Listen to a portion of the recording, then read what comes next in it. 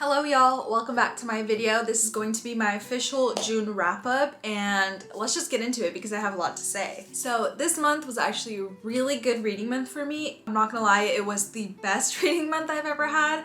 I read 9 books, which is completely crazy to me. I don't know how I did it. Well, there's a few reasons why I think I was able to achieve this, so I'll get into that, but I just wanted to start off with some reading stats. Read 9 books, 3 of them being nonfiction, which was great because I've been meaning to read at least one nonfiction book each month this year, and I know the last few months, I think I've gone a few months already without reading a single one, so this one definitely helped me reach that goal. And besides that, I'll put like my average star ratings, the genres that I read, and yeah, just some more stats so you guys can see kind of what I read in the month of June. So to start it off, because again, like I mentioned, we have a lot to talk about, so I just want to get into the actual book reviews. The first book that I read this month was Evie Drake Starts Over, and it is Evie Drake. I feel like in my TBR video I called it Evie Drake because I don't know why, that's just how I assumed you would pronounce her name, but in the book she clearly tells the reader how to pronounce it, so I love that and definitely made me pronounce it right. This book I ended up rating 3.5 stars. It is kind of like a literary fiction with a subplot of romance. I enjoyed it. I thought it was really interesting actually. It's about a woman who is a widow and she has a best friend who knows a guy who was like an ex-MLB pitcher, but he's actually like on the outs right now because he somehow can't pitch anymore, so he needs a place to stay. So she actually, in the house that she lives in, has like a little house in the back, so she lets the friend of the friend live in the back house, and then things happen, right? So this is, like I mentioned, a subplot of romance, but what I really enjoyed and what I think made this book different than other books that I have read is the fact that the romance was like an adult romance. Like these people are like in their 30s, I think in their 40s, so they're very mature, and it came across that way. I feel like most of the romances that I do read, the characters are usually like young adults, and you can kind of tell with their romance. There's, you know, toxicity, there's immaturity, there's just like crazy stuff that happens, which I totally get. Like, you are at that age, I'm at that age, like you have to live and learn. And that's what I really enjoyed about this book, was that they have lived and learned. They know what a relationship entails. I mean, she was married and she became a widow. She knows about some of the darker parts of relationships, and they kind of just talk about it, make it work, and you kind of just go along with their journey. Yeah, it was just like a little breath of fresh air, like I mentioned, a nice little literary fiction. It is a shorter book, so again, love that to kind of start the month off. The next book that I read was a thriller mystery, and it was Rock, Paper, Scissors by Alice Feeney. I ended up rating this book 3.5 stars as well, and I actually really enjoyed this. I will say I think you should probably read this in like the winter time, because if you can see by the freaking cover, it's like snow. So definitely maybe I recommend this for like the cold winter time, but I still nonetheless enjoyed it. I thought it was creepy.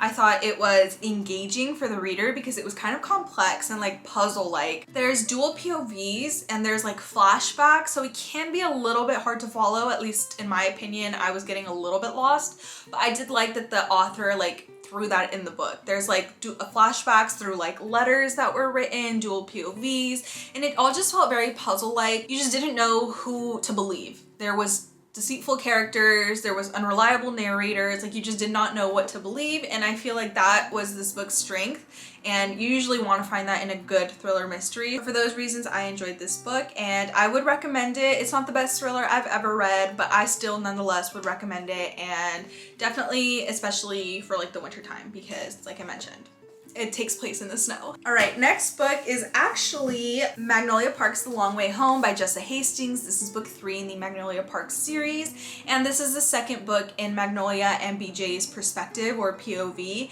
And I'm not gonna lie, I did enjoy this book more than I liked the first Magnolia Park's book, but I mean, I do know the characters now. I kind of knew what to expect.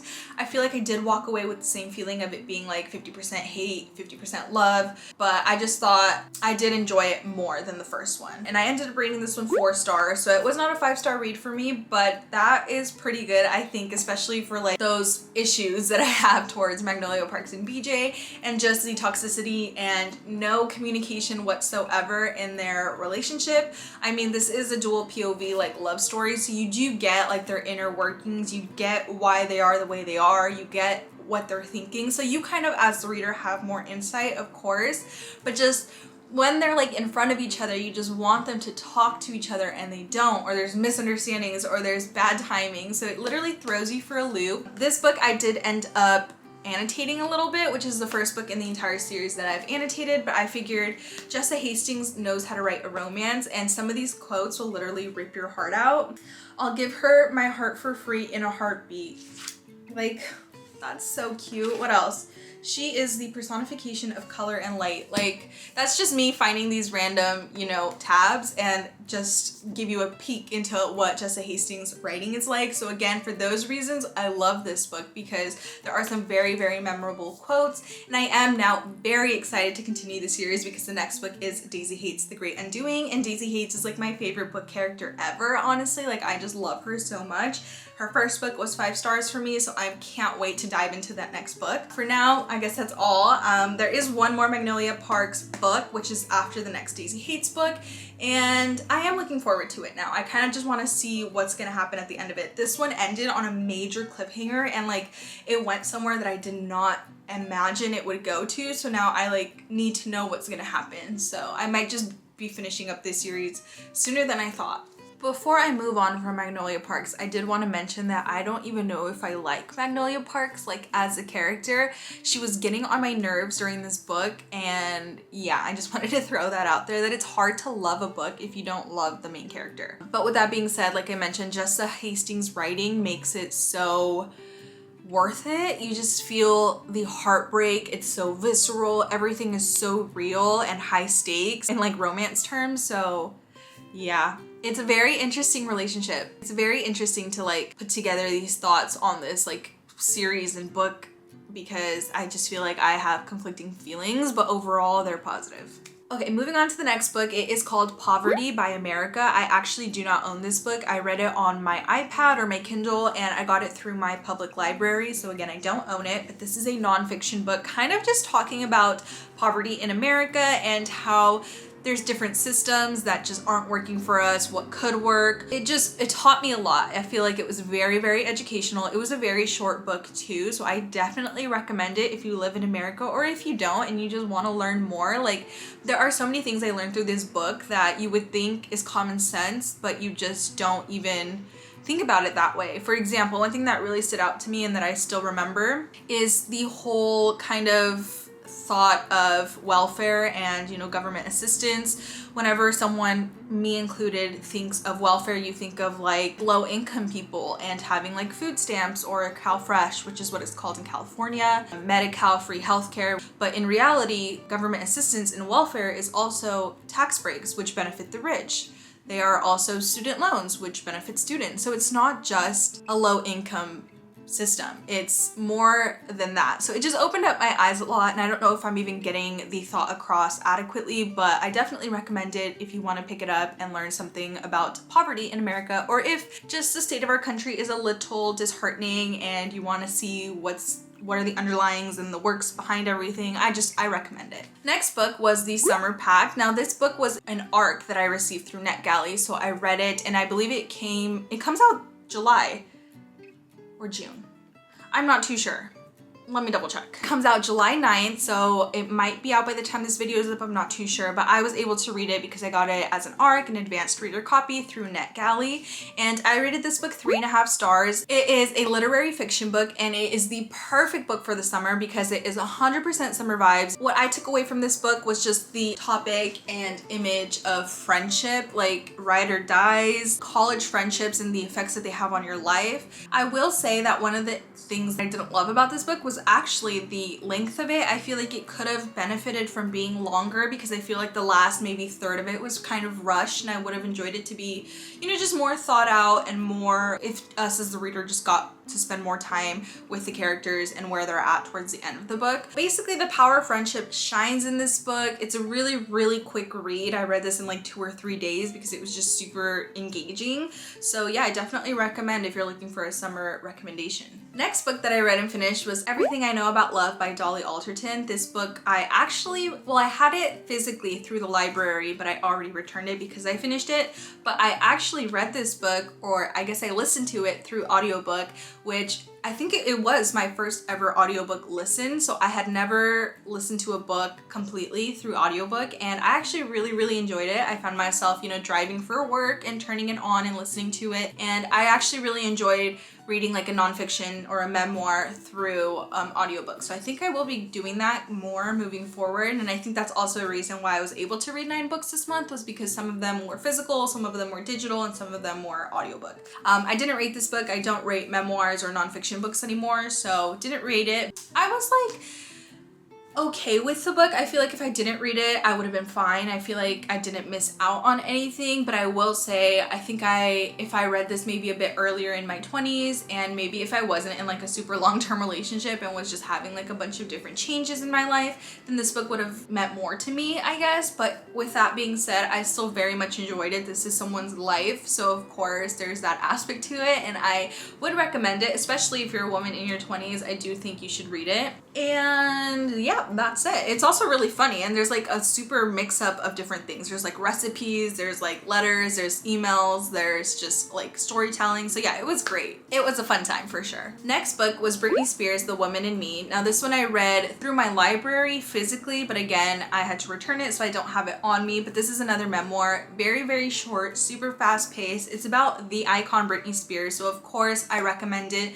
This definitely gives you insight into her life and her very tumultuous, you know, moments with like the paparazzi and through motherhood. I definitely grew up when she was the main it girl, so seeing kind of behind the scenes and what she was thinking was really valuable to me, and I feel like I learned a lot about her. Yeah, I definitely recommend this. It was a great book. It's Britney Spears. Read it.